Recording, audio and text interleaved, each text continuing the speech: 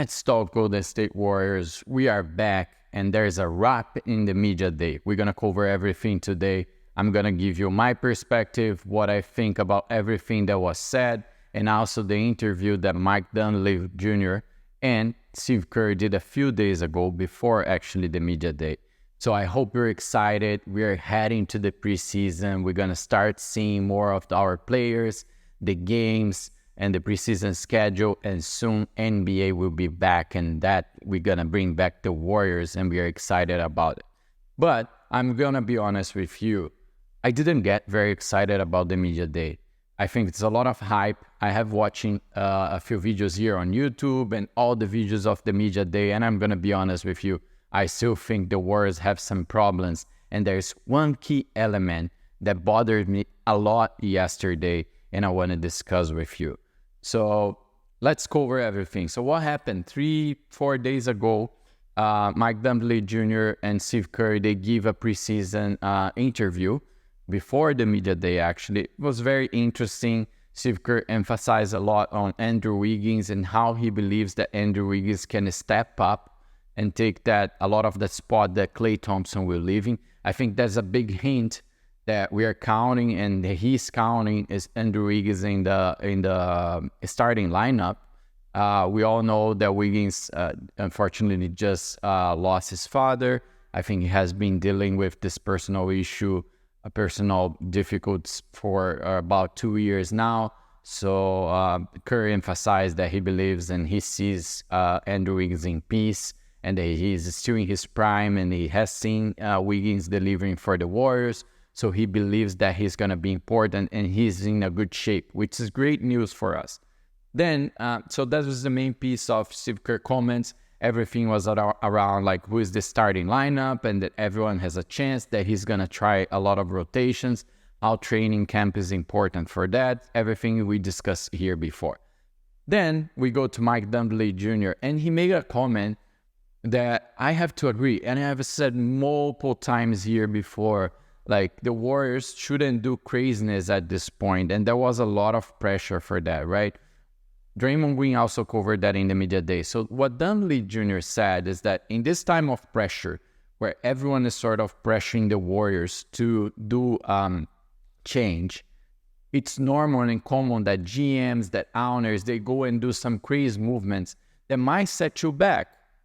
And he said that we analyze a lot of stuff, and there is no sense of going all in, which in other words, meaning putting a lot of assets, a lot of current players and future picks to bring someone that is actually going to make you slightly better or better, but not enough.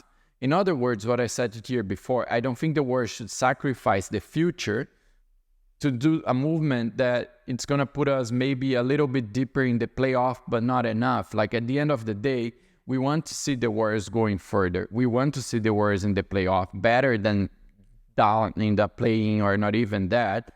But at the same time, what matters at the end is winning the title, right? You're a conference champion. Yeah, but everyone cares really, really about the title, right? So making an all-in movement that sacrifices 5, 6, 7 years of the franchise to just be slightly better, that show them that they have control, they are prepared for that. And he also let the door open, which I also mentioned here in this channel, to do future movement. So he said, like, we can still make something at this season, which is great. I said here before, I think it's the smartest move right now, not sacrificing, really analyzing how this roster will play together, who is actually really developing, Kuminga, Moses Moody, Chris Jackson, Brandy Porzingis, who of those new guys will actually bring something to another level, and then you decide what to do before February 16. Right? So I think the Warriors are in a great path on that sense, and that's a great start. So before we move forward, don't forget to subscribe, help the channel. We have been in a very slow moment this off-season, but things are heating up again, and we're going to be here on a daily basis. So follow us and keep updated with the Warriors news. And don't miss the opportunity to get all kinds of Golden State Warriors products with discount. And if you are in the US, there is also free shipping. You can get t-shirts like this one. You can get hats. You can get any of those frames back there. anything of the Golden State Warriors, you will find there, and they are all official products. Just use the link, buy it, and you can get amazing discounts. So then let's come to the media day. And I'm gonna tell you, as I was watching the videos, I started with Draymond Green, and honestly, it was going well until it got me super pissed. And I'm gonna share you here an opinion, and also how I position myself about like the way that the players should act and things that actually I don't agree the way that NBA players, most of them, they behave. And Draymond Green just expressed all of that. My frustration was, at some point, one of the reporters, they asked Draymond Green if he would be there for the team. And then he got mad. Like, he got stressed because why I wouldn't be here? I have been here. I'm doing well. The reporter also asked if he was doing well. And he said, I've been doing well. I'm a black person that makes millions, and that's great. All respectful he is. He's a very successful man in this country. But at the same time, like, you don't need to act like this in the first interview, media day with the reporter. It's unnecessary. Second, it was a fair question. Draymond Green needs to put in his mind that he wasn't there for the team. I was there for 4 champions. Great, and you were paid for that. You have to be here next year. You needed to be there last year as well. You need to behave. You need to be there, because at the end of the day, sometimes what NBA players forget is that their employer is not Joe Lacob. It's not the Warriors or any franchise owner. It's the fans. If the fans don't go to the game, if the fans don't buy the merchant, if they don't buy jerseys, if they don't buy anything of the team, if they don't subscribe to watch the NBA League Pass or connect to any of the channels to watch the game, this franchise, they bankruptcy. Because the main employer of any sports team, it's not the owner, it's the fan. They are the ones that generate the whole money that franchise make.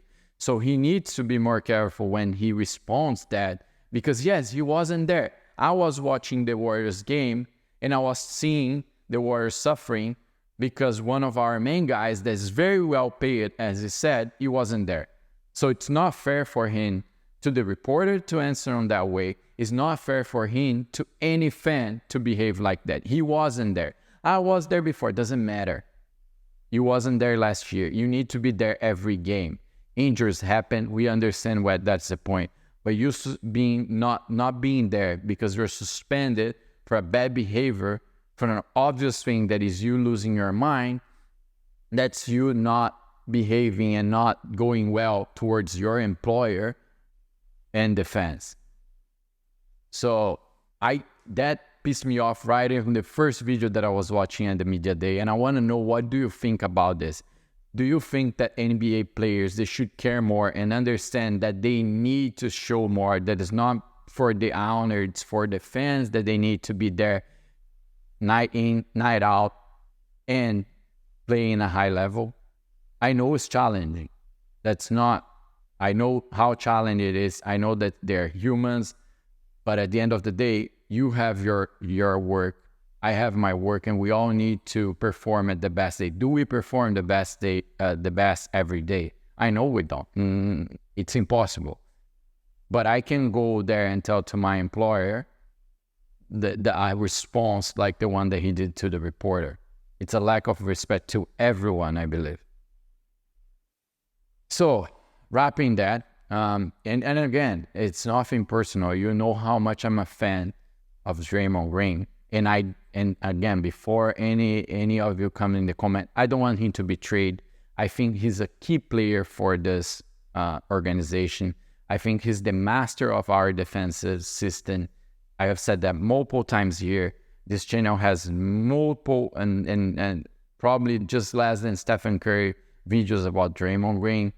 And I think he's a key player. He was important. He's important. I don't want him to go anywhere. I just want him to show up and play. Right? So again, just to be clear about that. And then he actually said things that I really agree. And he just emphasized the same that I said about Mike Dunleavy Jr., that he saw and we respected a lot their decision about not trading, not sacrificing the future, and holding firm even against all the pressure, all the media, everyone opinionating on who the Warriors should trade for, and putting so many names of our roster out there, which I think it's bad, because imagine you're part of an organization or even at your work, and then you start hearing that your employer is thinking about sending you somewhere, and that impacts your family, everything else. So they hold firm on that. He mentioned about it. It's going to allow the rookies and the young core to develop. I think he was writing about this. And then, so going to the rest, I think the Warriors kept more of the same, right? More what everyone has been saying. First of all, emphasized a lot around Stephen Curry. He's still what everyone, it's funny that now with Klay Thompson gone, Looney, Brandon Porzingis, everyone is saying about shooting more, right? Shooting more threes, taking and filling that gap. And I think it's exactly how sort of it's going to be, because we don't actually have a second star, and that's fine. I already said my opinion about this here. But so you're going to need multiple guys to actually fulfill that amount of points that Klay Thompson used to deliver. And so everyone seems to be on the same page. I don't know. We don't hear everything that is going on in the background, but it sounds like something that the organization aligned already. And then the other thing was emphasizing a lot on defense, right? So we brought new coaches. They're really good on the defense part. We brought De'Anthony Melton's a really good defensive player. Kyle Anderson. We still have Gary Payton, Draymond Green. So Kevin Looney with the rebound. So we're building around that, and I do believe that the Warriors can become, and that's the goal. Mike Dunleavy also said that in his interview. The goal is to really, again, be a top defensive team, and that's going to make a path for the Warriors really solid. So the Warriors double down on that. Funny thing is that Kyle Anderson making himself available to play as a center. It's interesting. Again, everyone is sort of putting their name out there right now in this interview, saying that they're ready for whatever the organization needs, because they understand that everyone is going to need to really play at the best level and bring something else so we can support Stephen Curry and stay with the organization, and he keeps being having a possibility to compete. And that was the goal, right? So it was more about that. We also heard about League Warriors.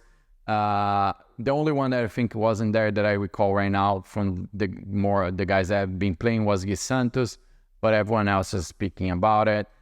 Some players like De'Anthony Melton and Tracy Jackson emphasized a lot on how they have been training and putting a lot of effort this off season.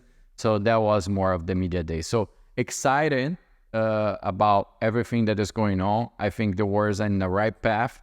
I didn't like the way that Draymond Green started, and I just said that here, because I do think he's one of the key players, and if he's not there, we won't have a chance.